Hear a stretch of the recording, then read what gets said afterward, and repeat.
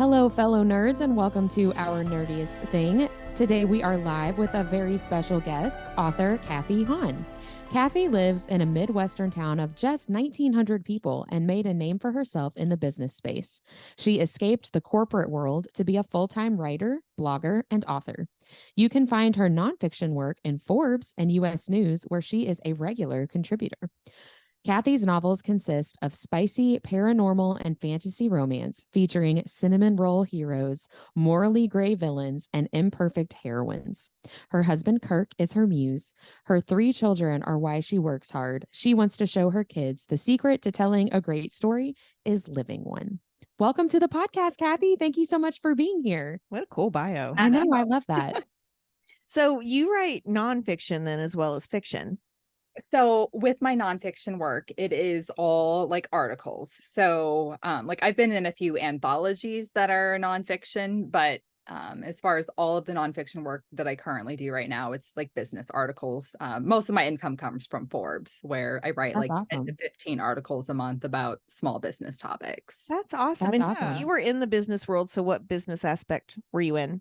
Oh gosh. So for over a decade, I was a business coach, helping women in particular make money online, whether that's through like. Can you help us with that? I was just about to say. We need to monetize this podcast Right? fast. I know that one of you does. I think it's Deb.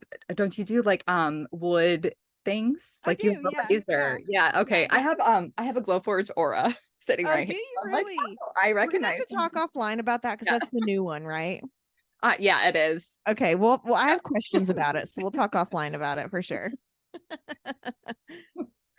Yeah, so business world for over a decade. I was a business coach, and I think during the pandemic, like everything was leading me towards this self-discovery of, okay, like, yeah, I'm great at doing that, but it also sucks the life out of me having to care more about people's businesses than they care. And so for a personality like mine, that was really tough to wade through all the time. Felt like I was like wading through mud all the time. And now I feel free. Right. So That's did you feel awesome. like you were more ambitious about their projects than they were? Yeah, I'm always like this really big hype person, and sometimes I need to tone it down a bit. Um, Everybody so, needs a hype person. yes. Don't Like- turn yourself down unless you want to. Like I will like hype up your business, your book, anything. Like I am your best friend until you tell me to stop. All right, good to know. Yeah. So, Kathy, tell us a little bit about the moment you decided that you wanted to be an author. Like, how did you make that transition from kind of full-time in the business world to this more creative space? Oh, okay. So it was Halloween when it was like late at night. I just got back from trick-or-treating with my youngest when I stumbled across something. It was like Halloween of, I believe, 2020. And I stumbled across something on the internet about NaNoWriMo, where that's National Novel Writing Month that starts November 1st. And the goal is to write 50,000 words in a month. I was like, oh, I'm going to do that. My daughter did it and did it for like a day and a half. So I won NaNoWriMo in 10 days. And I ended up writing 175,000 words that month while I had COVID because I couldn't do anything else. And so that was my first book that I'm actually rewriting now, because when you do NaNoWriMo, or at least when you are a competitive person like myself, who always has to be the best of the best, like I was going for volume versus quality. Sure. And so I made a lot of mistakes in my very first book. And now I'm rewriting and expanding on some of that, giving it like more depth and yeah, just fixing a lot of the amateurish mistakes. But yeah, so it really started as oh, there's this thing that I want, like I've always wanted to write a book. And, you know, like people say, oh, I'm going to write a book someday. I was always in that space. But then I saw this as like, okay, I'm going to do it and I'm going to be the best. And I'm like, oh, shoot, I'm not the best. I do not read my reviews anymore.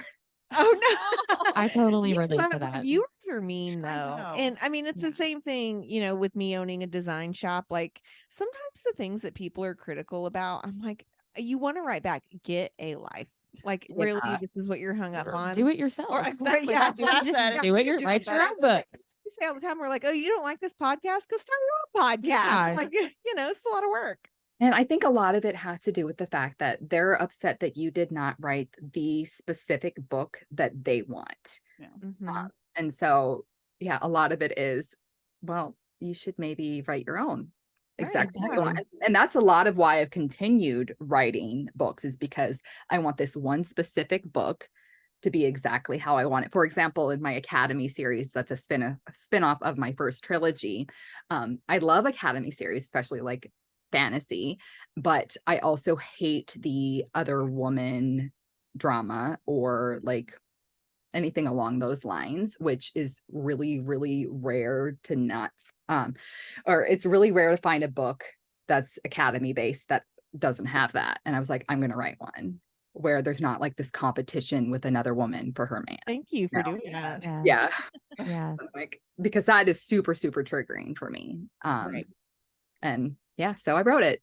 And I think any woman in business has dealt with that, unfortunately. Like, we've got to collaborate and not be butting heads with each other all the time. yeah, it's like, I will be your best friend and hype you up and, tell you to chase your dreams. And I hate seeing in books the constant cattiness and Right. Yeah.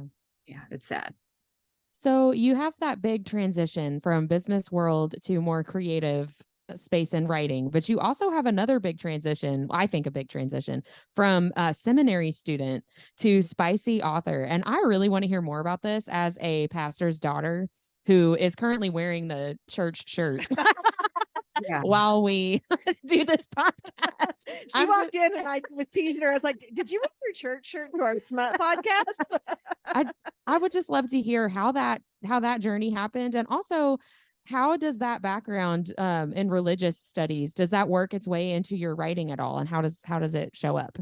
Yeah, so I thought a long time about how I'm going to answer this without getting too much into like religion and politics, but I've found two quotes I'd like to read. Sure. And then we'll discuss it. So the first one is by Patton Oswalt on Twitter. It says, "Dear people citing the Bible. It's a cool book with some wonderful passages, but it also has ghost sex and giants and super babies and demons." Super babies. It's why we don't make laws based on Game of Thrones, My Little Pony, or Legend of Zelda.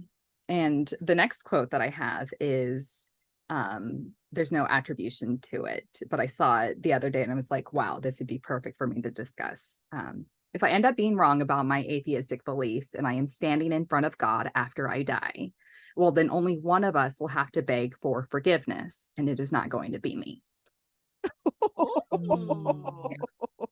So my husband's also a preacher's kid, so he and Whitney click on a lot of levels, but I'm gonna have to tell him both those. He'll love those.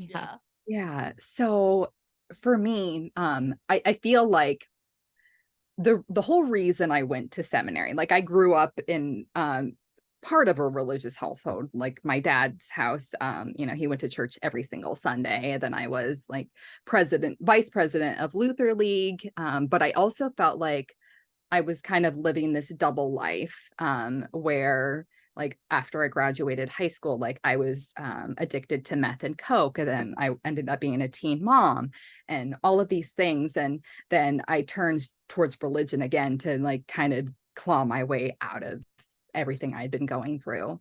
And it was when I was working on my final term paper for another master's, where I said, what am I doing? And I've been talking with my husband for a long time about like why I am even in seminary. And then my kids came out to me and I was like, okay, we need to have a long chat with man upstairs. And so then I decided to drop out of seminary with half a term paper left. And now my religious and political beliefs are on the complete opposite end of the spectrum.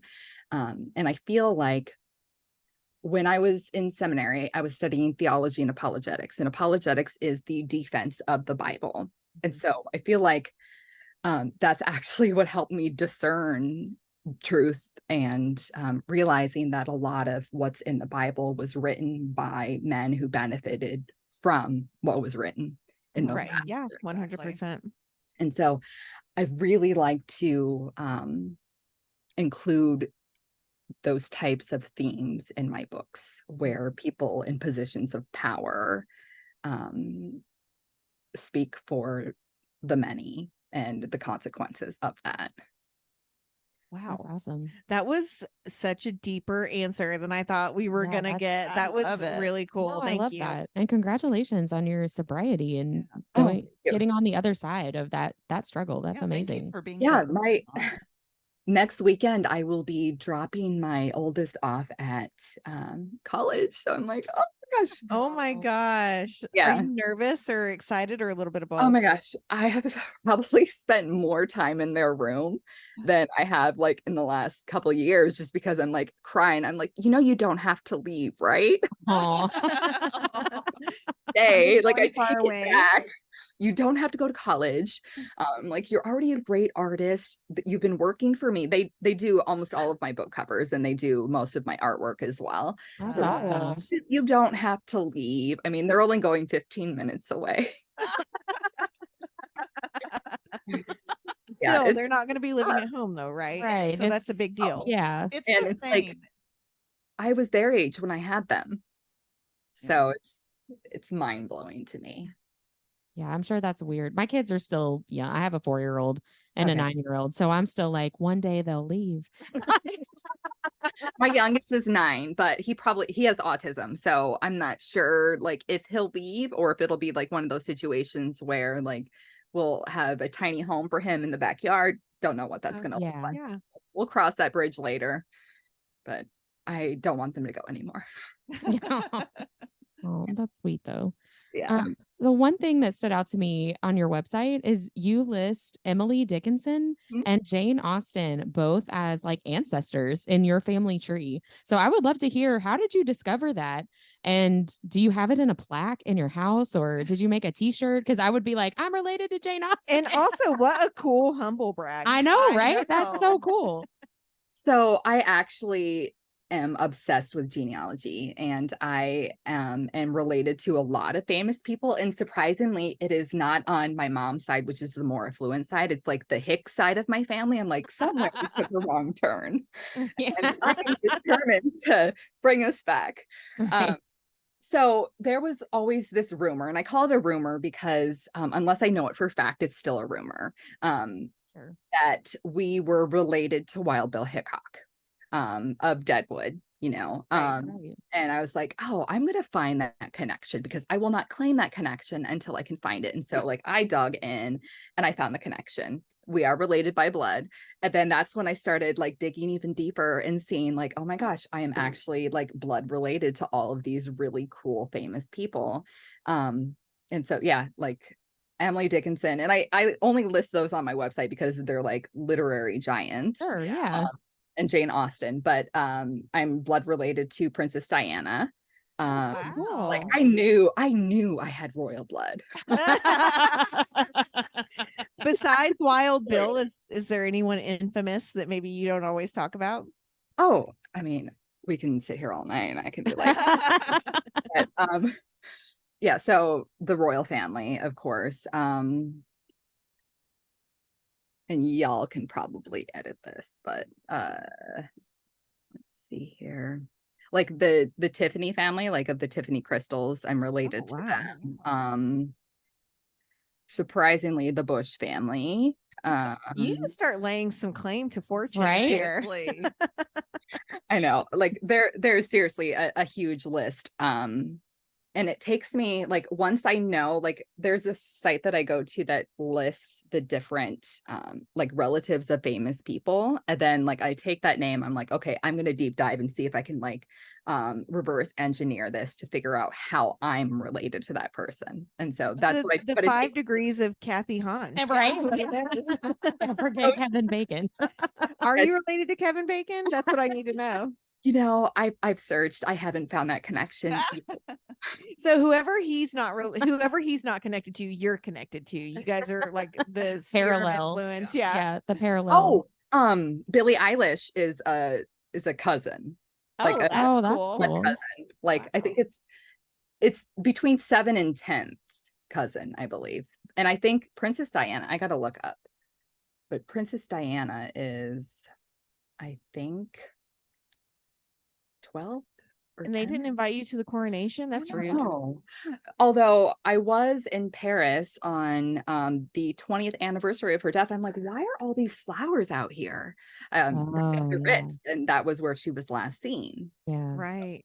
Yeah. Wow. So Diana, let's see. I'm looking up on my app here. Okay, Princess Diana is my 10th cousin by blood. What app do you use, Kathy? So I use a combination. This one in particular that I'm looking at, that I do like all of my connections through is Ancestry. Okay. But I pull from lots of different sources to be able to figure out how to get there. Like Jean Annette, there's like a community tree index you can use, newspaper articles. One thing that I'm really trying to figure out is like a connection that is a little bit closer, for my grandma. She had no idea that she had another sibling. I was like, did you know that your dad, before he came from Germany, was married and had a kid? She had no idea. Oh, wow. And through genealogy, I found my brother's son that he had put up for adoption. He got a girl pregnant in high school, and I got a message, and within a couple of hours they were on the phone together, all because like yeah. Wow, that is so interesting. Yeah, that's really cool. Yeah. So I've avoided all of that ancestry stuff because I'm like, well, it'll be like my parents have a secret family or something, and so we're better off not knowing that. My mom had a sister that she thought was her aunt. Yeah, but this was before, the deep dives on the internet. I don't know how it came out, but it did when I was a teenager. Yeah, can you imagine? Yeah. So that happened to me. My best friend, I found out when I was 14, when my dad had a major stroke and we didn't think he was going to make it. He said, "That's your half sister." What? Oh yeah. my God. He was in Canada.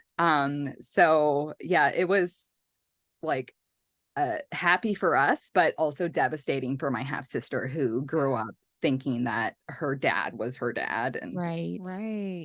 But we haven't told the dad, and he's old now, and so it's like, just put that one to bed. And sure. My dad. Are you all still close? Not as close as we should be. But I have a lot of siblings. Like, I'm one of 11, only one of which is full blood. The rest are half. And then I just acquired, I think, 3 step siblings that I haven't met yet. Wow. Yeah, I'm one of 5, and it's the same way. Yeah. So I can't imagine being one of 11 and keeping track of all that. Well, I was the baby until my mom had a baby when I was 14. So my parents were 19 years apart in age, and so I have half brothers that are almost as old as my mom. So it's like interesting. Yeah, like I'm relatively close with like their kids. Okay. Yeah. That makes sense. So Kathy, tell us about your upcoming release, is A Realm of Dreams and Shadows. Yeah, so that's actually the second installment in a series that I wrote about a Phoenix Fae who dies and finds herself in the Fae underworld and at the whims of a very temperamental Fae devil and his court. Ooh, cool. You just said all the things that get me ticking. I know. So yeah, it's a dark fantasy romance, and so it has a lot of very dark elements because the devil has this prophecy that says that this Phoenix Fae, or at least the way he interprets it, is that this Phoenix Fae is going to destroy everything that he's worked for. And when Wait a second, you're saying there's a guy that's trying to skew a narrative. Shocker. All right. Surely not. Yeah, and so that's my first romance. So I have, all of my books are Y shoes. And yes, so there's 2 males. And so like the Fae devil and then his mate, and then the mate's like, oh, who's this cute little Phoenix who just showed up here? And so it's MMF, then it ends up being MMF. MMFM. Okay, awesome. Yeah, so I love MM. I mean it. Oh gosh, I love it so much. I was really hesitant to read it at first, but I'm like, gosh, I can't get enough now. And especially like the scenes that I wrote with it where like she's included. I'm like, oh, damn. You're not wrong, Kathy. Well, You're all in agreement. So what's the title of the first book in the series? A Realm of Fire and Ash. Okay, and then we've got the Realm of Dreams and Shadows. Yes. Okay, so book 1 is MM and then book 2 is MMFM. So we've got like a wild hunt in the first book where there's actually 2 different wild hunts. The first one is where all of the denizens of hell can participate to win a favor from the devil.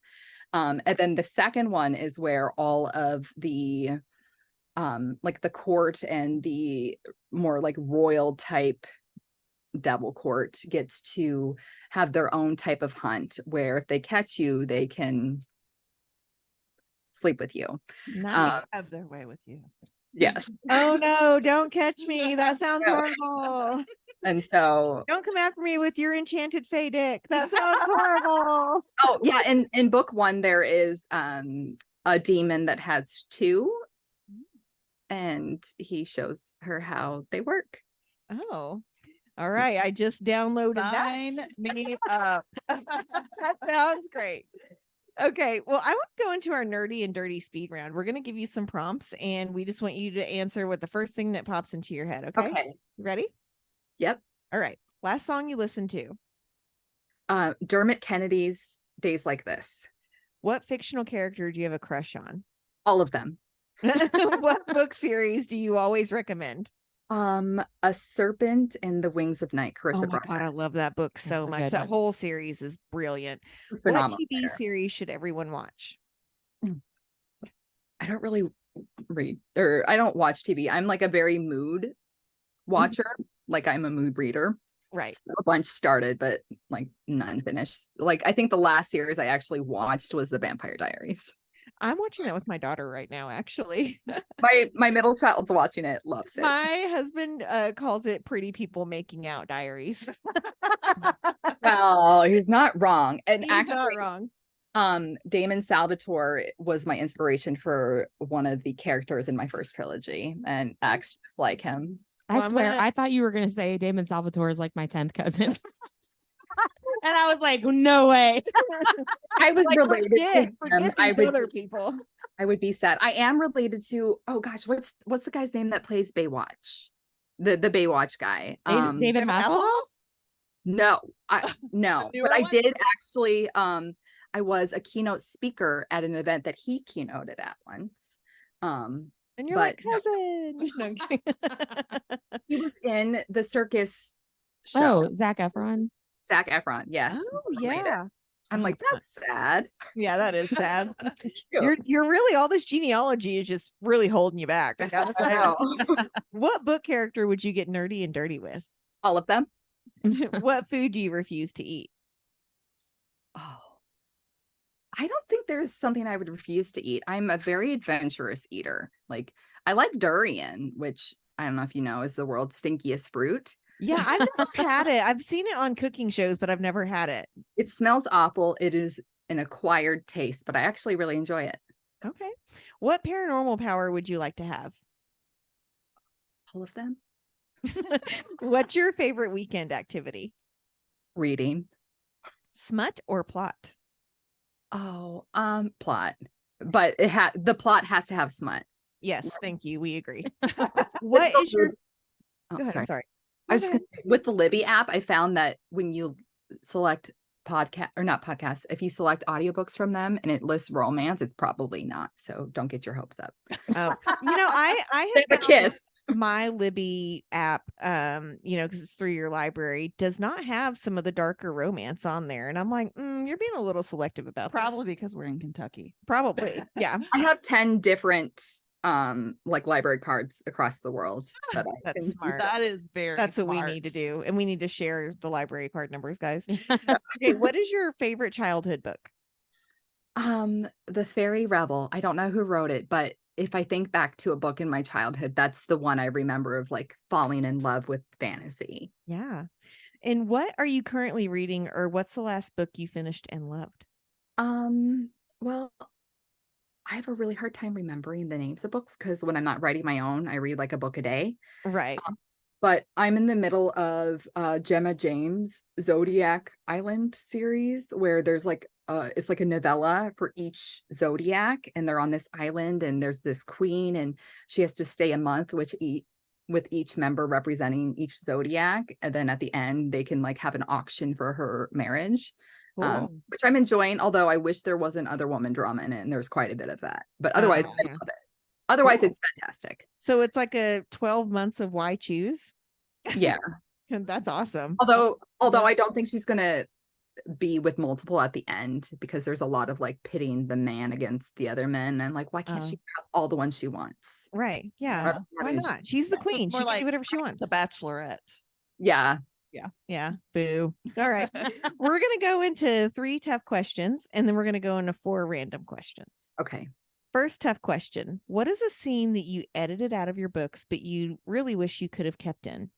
Oh, probably a lot of them. My first book, I told you I wrote 175,000 words in a month. And I ended up cutting it down to 123,000 by the time I got to editing. And You then cut like a whole novella. yeah, and then it was down to 109,000 by the time I published. But amongst people who love the series and hate the series, they all agree that the pacing and depth needs to be fixed. And so that's what I'm fixing now. But I'm like, I wonder if I kept those in, if they would still say that. Yeah, You know? that's interesting, because sometimes going with your gut is the way to go, right? Yeah. So what is a super specific detail about one of your characters that doesn't really affect the story at all, but something that really makes you love them? So I don't know if people have really made this connection yet, but in my first trilogy, we have a witch who's the female main character that has necromancy, where she can like revive people. And in my world, all of my books are connected, like part of the same universe. Okay, cool. So there's 7 of them. And in this world, the Fae gifted magic to witches. Then witches can travel to the Fae realm during certain periods of the year if they meet certain requirements. And with my books, I don't have it where she meets all of her men at once. She kind of collects them along the way. The joke amongst my readers is she starts collecting maids like Pokemon. Gotta have them all. Yeah. So she ends up with 7 at the end of the trilogy, and then the potential for 1 more, which will be a novella. Cool.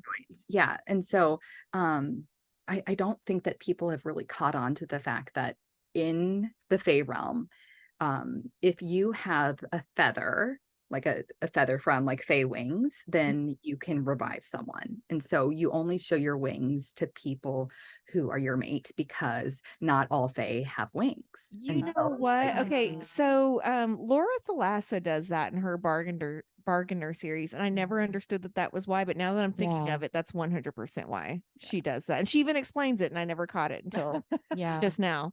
That's really, really cool. I love that. And so how do you keep track of all of your characters in the fantasy world? Do you have a notebook, or do you have someone that keeps track of all that for you? I need somebody to do it for me, because like all of my trauma that I've had in my life really has affected my memory. And so I have to keep a spreadsheet, but it would be really nice if I had somebody else to keep track of that for me. Someone who's super nerdy, to keep track of it.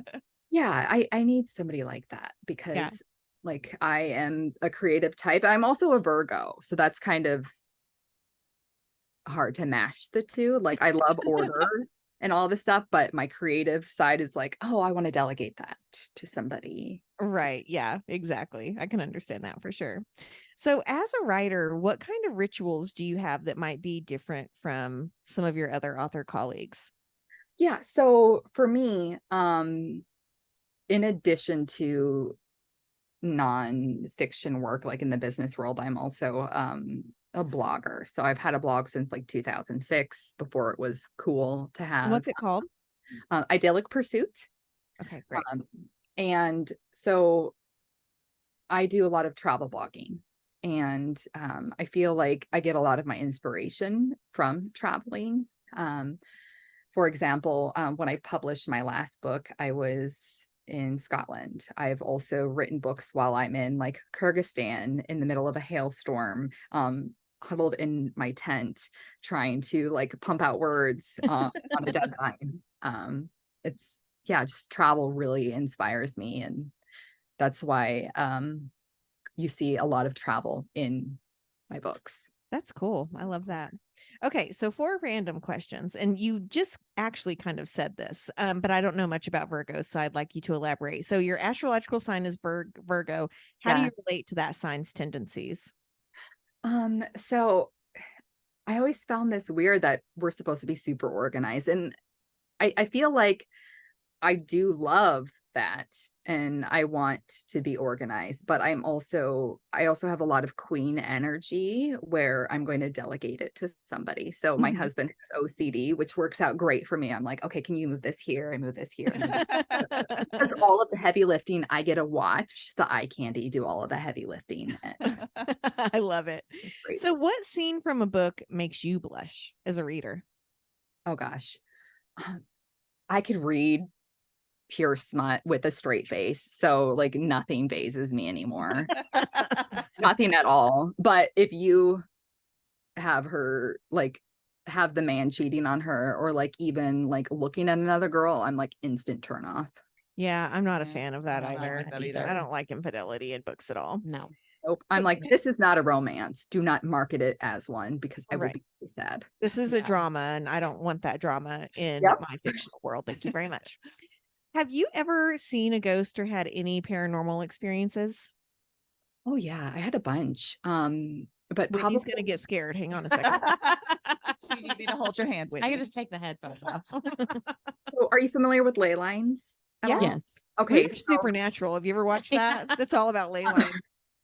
Yeah, I've watched a little bit of Supernatural, and my husband's actually a huge fan of all of that. But okay, so I went to Zach Bagans' Haunted Museum in Vegas, and like I believe in the supernatural, paranormal. I can't wait till I get to hell and I can rule over everyone. But I also am a skeptic in the way that like I know a lot of stuff is fabricated, especially like in Zach Bagans' haunted stuff. And so there's this thing called a Dybbuk box, where I don't know the lore behind it, but my husband's obsessed with it.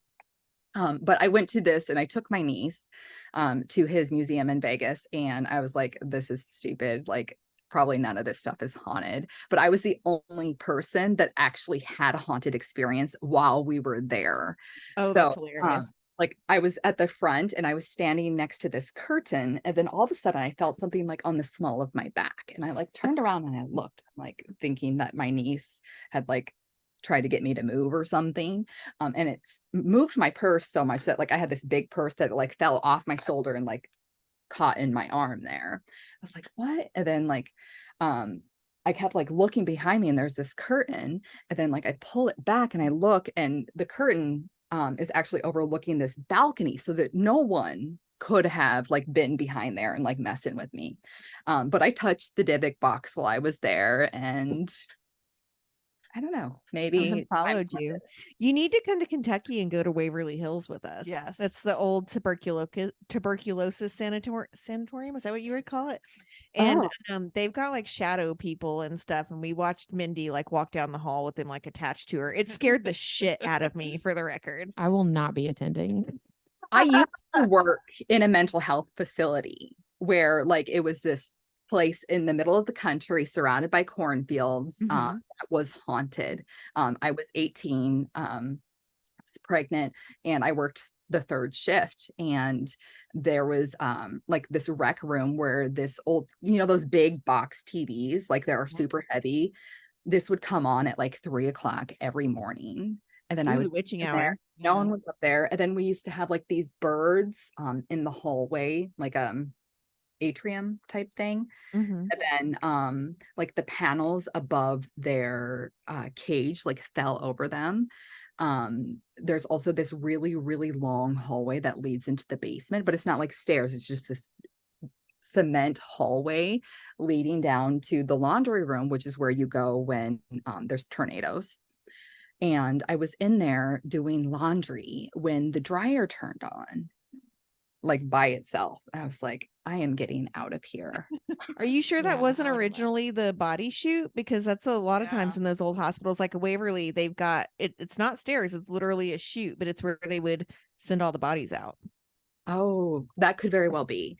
Yeah. I really do want to write a book based on some of the experience. I actually have been institutionalized myself for depression 3 different times. And so I feel like I could write it with more tact and dignity than some of the other authors who've written that way.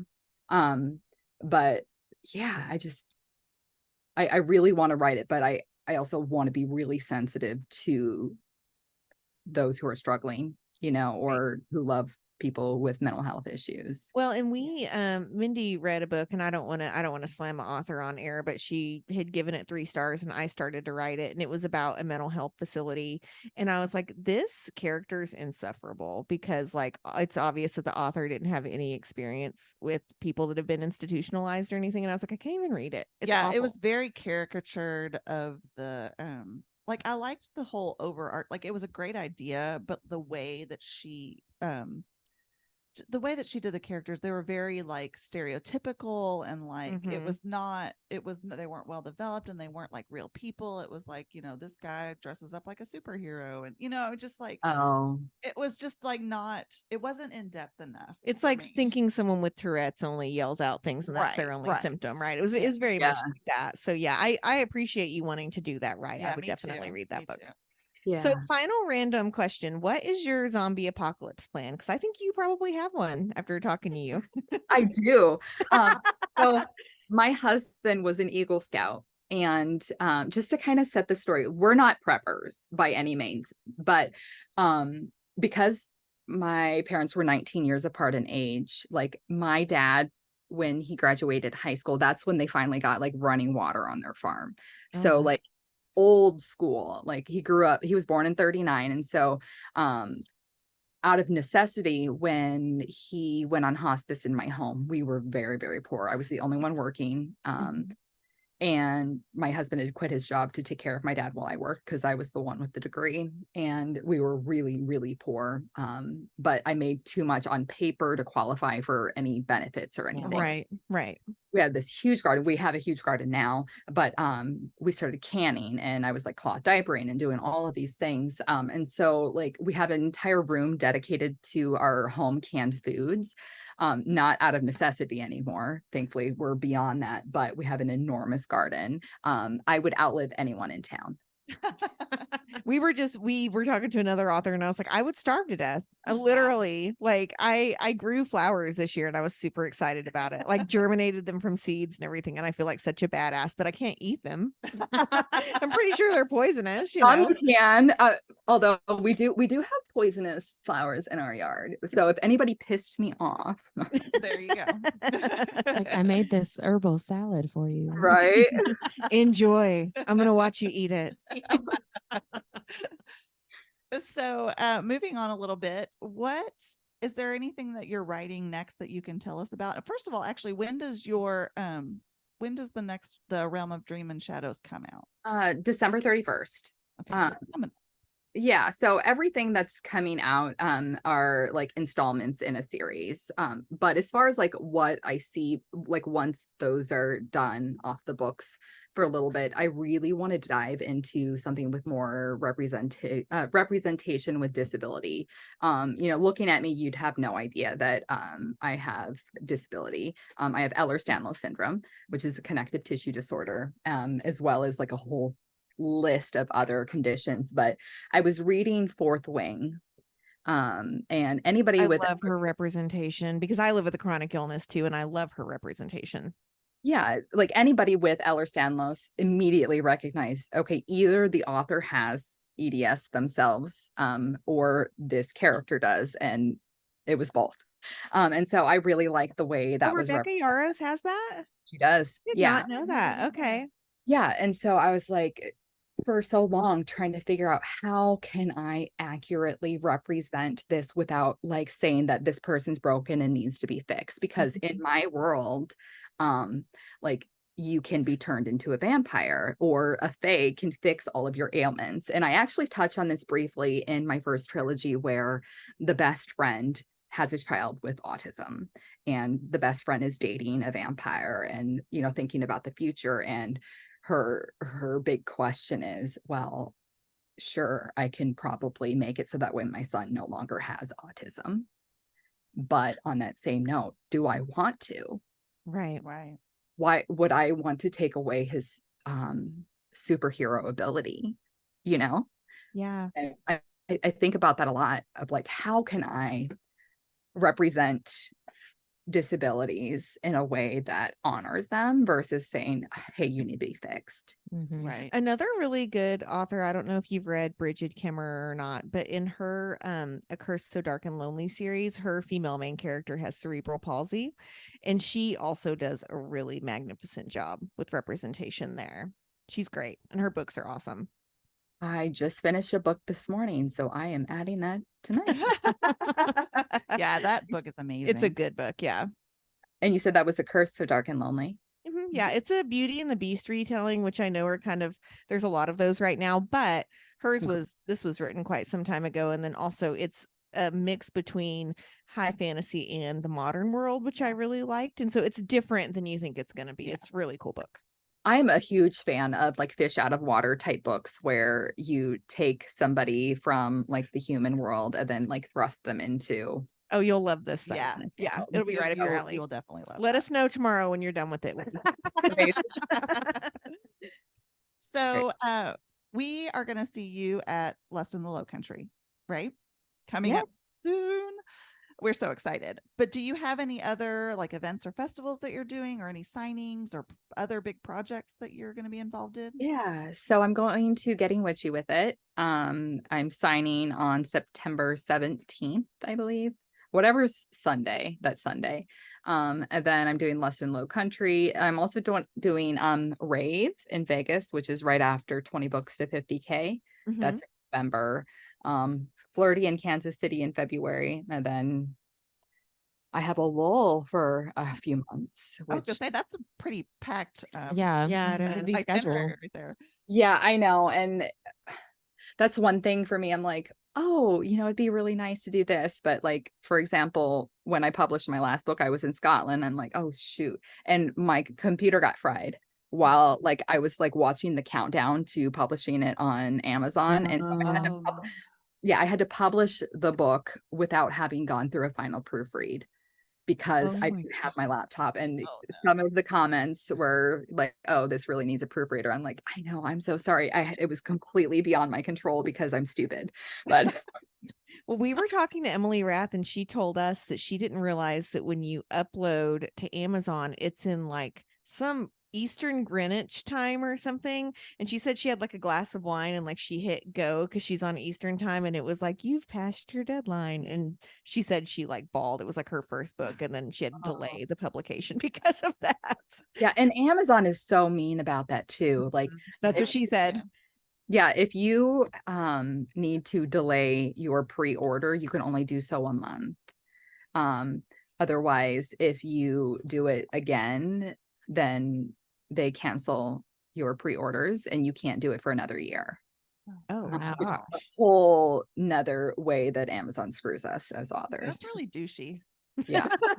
Aside from the fact that the exclusivity, I mean, I could sit here all day discussing about how terrible they are to us, but you're not the first author that's told us that this week, actually. So, well, that kind of leads us into the next question.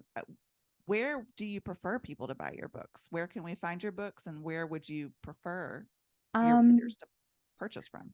Well, right now, really the only place you can, the ebooks anyway, is Amazon because of the exclusivity clause. Eventually I'll toy with the idea of publishing everything on my own website, but for now Amazon takes the cake, unfortunately. Well, it's okay as long as they're in readers' hands, right? That's right. Yep. Or otherwise you can meet me in person and you can get a book that way. So where can we find you online? Where is your social media presence? KathyHaan.com. I also have probably my largest followings on Facebook, but I hardly ever post there. TikTok is where I'm like most active, and you'll see me recreating my scenes in my books, or just I'm on TikTok. I'm like, oh my gosh, I can't wait to watch that. How fun is that?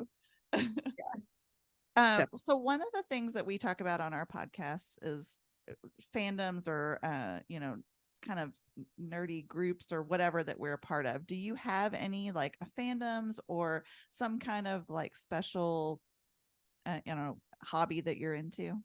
Oh, I feel like, so with my ADHD, I feel like I go hard with a lot of things. And I have a lot of varied interests, but as far as like book wise, like I love ACOTAR. And Don't we all? Yeah. yeah, I mean, that got me out of like an almost decades long reading Wasn't slump. that Me yours too. too? Yeah. Yeah.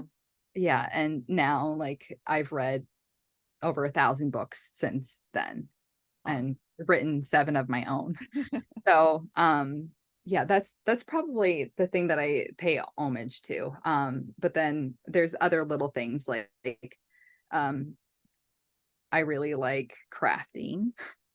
So I have my own glow forge, and yeah, just I do a lot of little hobby things. So that's always good though. Have a little variety, you know. So the final question is something that we do every week on our podcast, and it's the last thing we do. And we always talk about what our nerdiest thing of the week was. And it could be book related, or it could be something totally, totally different, just something that you really kind of nerded out about. So we'd love to know what your nerdiest thing of the week is. okay, I have 2 things. The first one is I have a PlayStation 5, and because of that, I have to wait until September 2nd for Baldur's Gate 3 to come out. And I'm very excited about that. But I'm like an OG Baldur's Gate player. Like I played on a PC way back in the day, Yep. the original.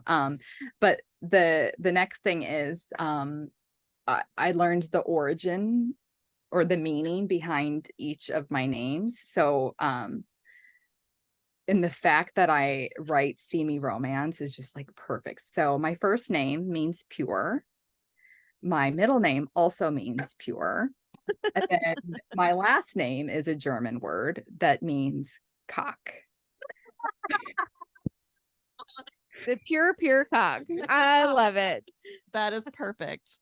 So I get into name etymology and stuff like that. It's just very fascinating to me. I love that. yeah, and so I used to say, oh, the first 2 names cancel each other out. Then I married my husband, and like, oh, pure cock. He did that on purpose. Yeah. Well, Kathy, thank you so much for being on the podcast today and talking with us. It's been great to chat with you, and we're excited to see you in person and get to talk a little bit more very, very soon at Lest in the Lowcountry. Hey, I'm so excited. Yeah, we'll see you there. Can't wait to buy your books too. We'll be there with bells on. All right, have a great night. Thank you so much. Thank you. Bye, Kathy. Bye. Bye.